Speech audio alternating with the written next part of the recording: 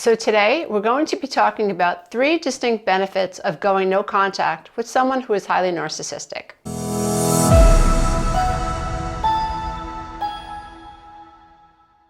If you like this content, please don't forget to click the subscribe button and the notification bell. This way, every time I upload a new video, you, dear one, will be the first to know. As we're beginning this conversation about what it is to go no contact and what are the benefits of going no contact with someone who's highly narcissistic, it's important to point out that not everyone that we have trouble with is, in fact, a narcissist. Sometimes we just meet people who just don't align with our values. Sometimes we meet people who, after a while of spending time with them, we realize that we're just not on the same page, that it's just not going to work. And if that's the case, the most mature thing to do is basically to accept that you're just 2 different people and decide to end things amicably, wishing the other person well, without so much resistance and negativity in your heart, because that's only going to weigh you down, literally weigh you down energetically, and cause you to constrict and cause you to actually push away that which you desire, which is harmony, equanimity, peace, love, and abundance. When we're trying to figure out if we're dealing with someone who's highly narcissistic, what you're going to be looking for objectively is a pervasive pattern of put-downs, a pervasive pattern of lying, a pervasive pattern of antagonistic, unnecessary antagonistic behavior, a pervasive pattern of the need to make a grandstand, someone who is grandiose, someone who is always taking credit for anything that happens in their proximity.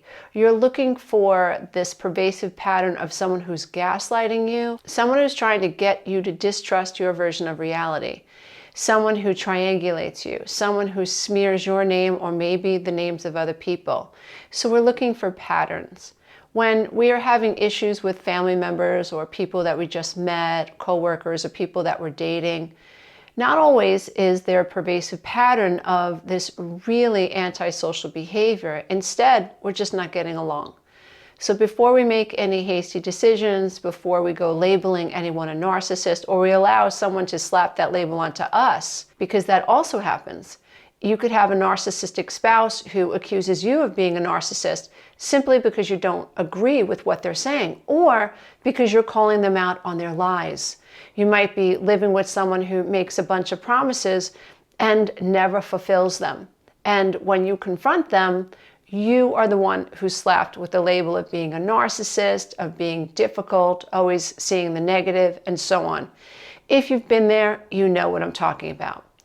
So today we're going to be talking specifically about 3 incredible benefits of going no contact with someone that you have decided and have realized is highly narcissistic. Going no contact is akin to stepping out of a pool that is so highly chlorinated that it's toxic.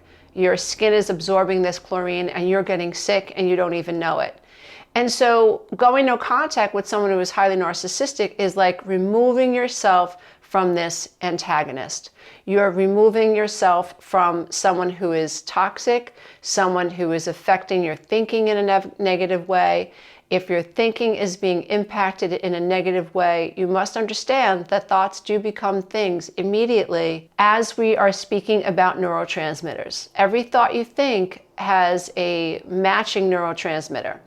When we are thinking negative thoughts, we are feeling negative things. These feelings can be understood as neurotransmitters that initiate an immediate response in either our sympathetic or a parasympathetic nervous system.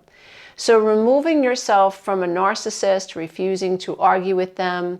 I've done many podcasts and videos on this topic where I suggest that it is to no advantage of yours to argue with someone who is highly narcissistic. You actually cause them to dig their heels in even deeper. And narcissists are people who actually built for this type of arguing, they're built for this type of conflict. And so they're actually energized by the conflict and the constriction, where someone who wants to expand and wants harmony and wants to be understood and wants to understand the other person, you will be drained by this type of a conflict with a narcissist. So it's better to just not argue with them. So the first benefit is you get to remove yourself from a toxic environment immediately.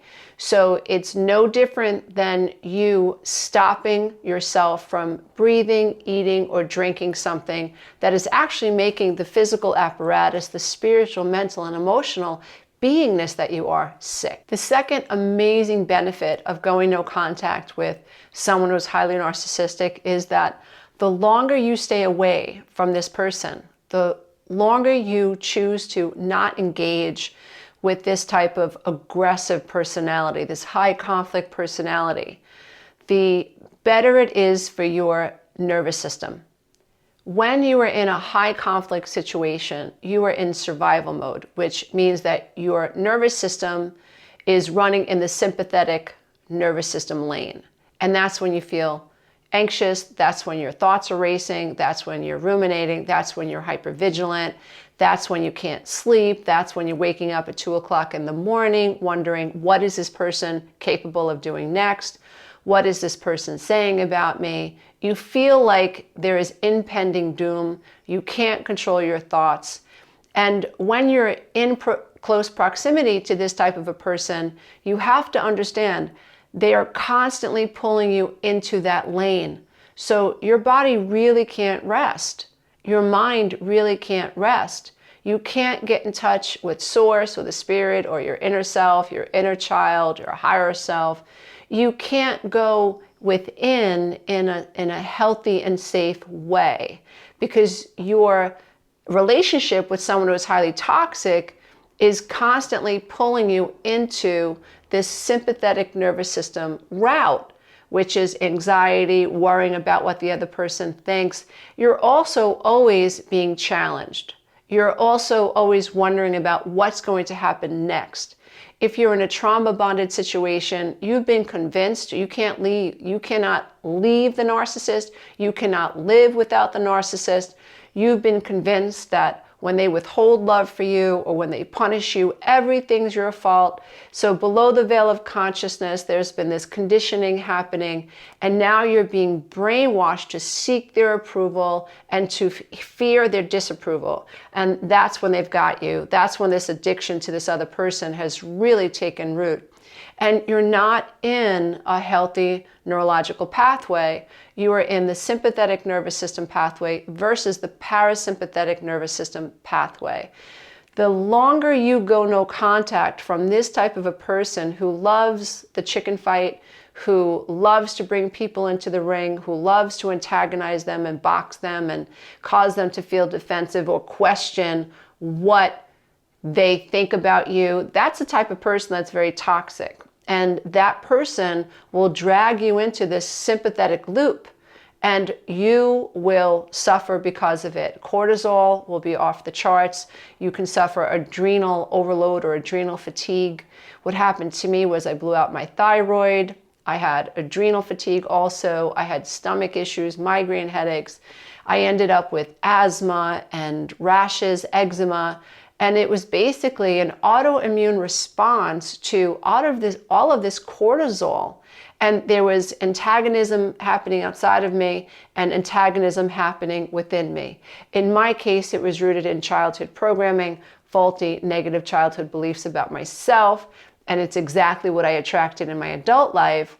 And with the collapse of my mental structure, my emotional self, eventually my physical self, and my marriage, it was an opportunity for me to heal from the inside out. And now I actually teach this to people who are interested in overcoming the pains of the past that cause them oftentimes to attract narcissistic personalities. And below the veil of consciousness, we as codependents, which is a survival strategy that we learned as children, we remain in these loops unknowingly. And until we awaken and we take this path seriously, we can't get kicked out of it, because we're actually stuck in this vibrational loop that keeps us bound to this type of relationship. So going no contact, the second really big advantage is that you'll be able to shift from the sympathetic into the parasympathetic nervous system, where you'll be able to feel calmer in your body. Cortisol will calm, your thoughts will calm, and it will be far easier for you to focus on yourself, to focus on your needs, to self-care, and to really take your healing, restorative, and repairing journey, the one that you need to live an authentic life, it'll be easier for you to stay on that path. The third amazing benefit of going no contact with someone who is highly narcissistic is emotional regulation.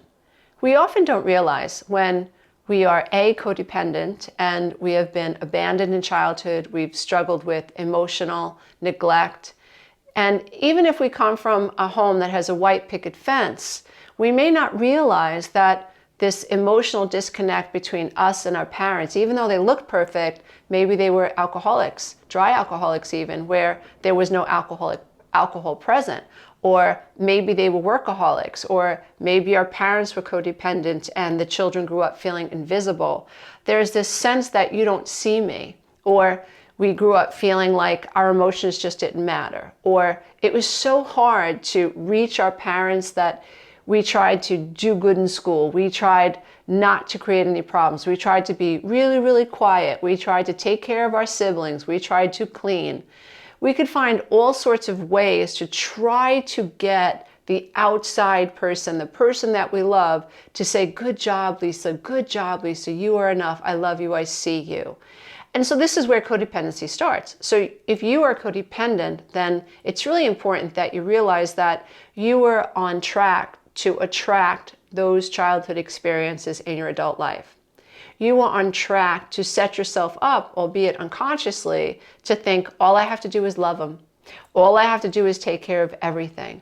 All I have to do is jump in and make sure he's got nothing to worry about, or make sure she has nothing to worry about.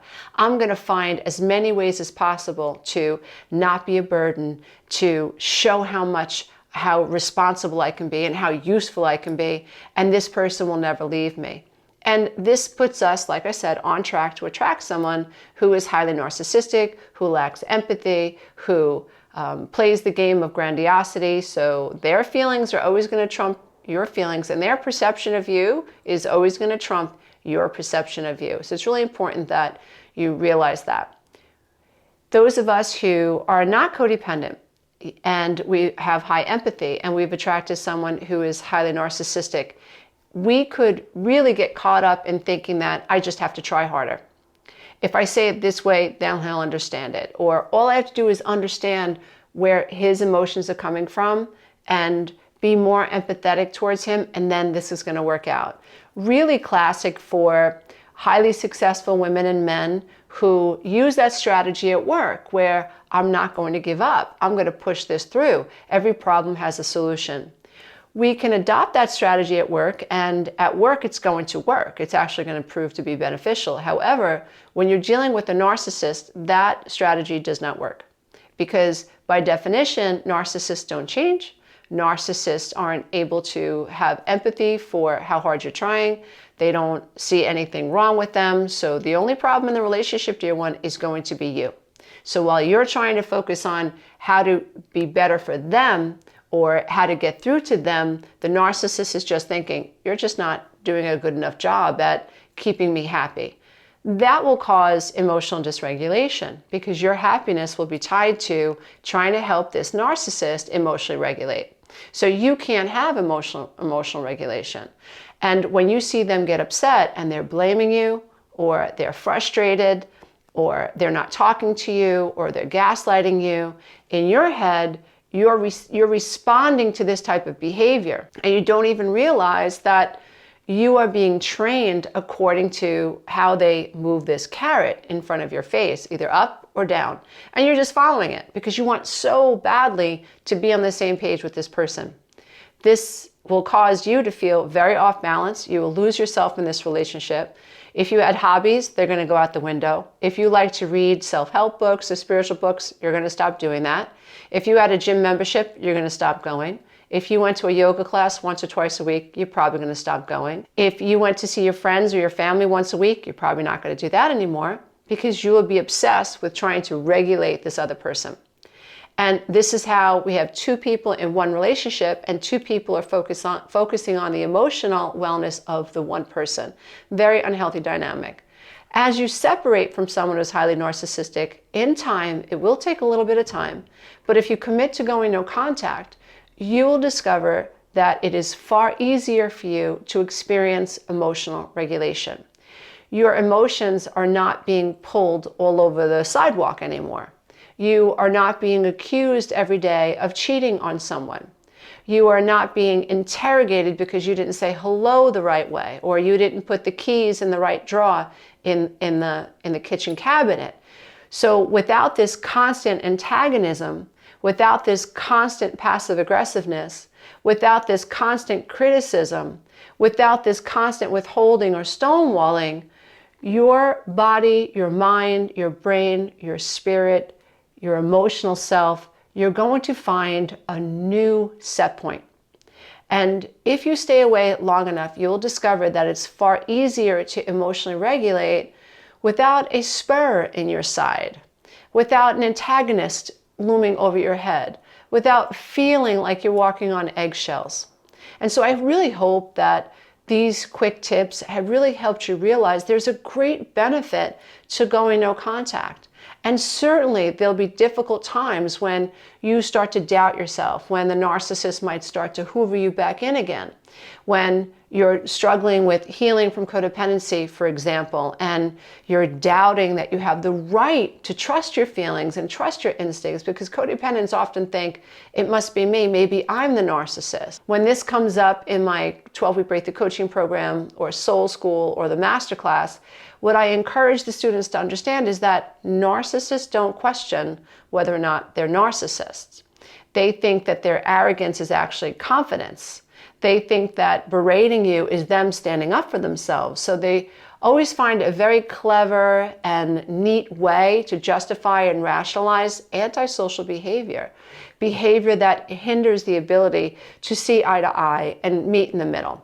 And so I really hope these tips have encouraged you to remain no contact or to consider going no contact if and when you feel that it's necessary to do so, so that you can find the way back to the divine self and you can feel empowered emotionally, spiritually, and cognitively. Thank you, dear one, so much for being here. I bow to the love and light that is absolutely in you. Bye for now.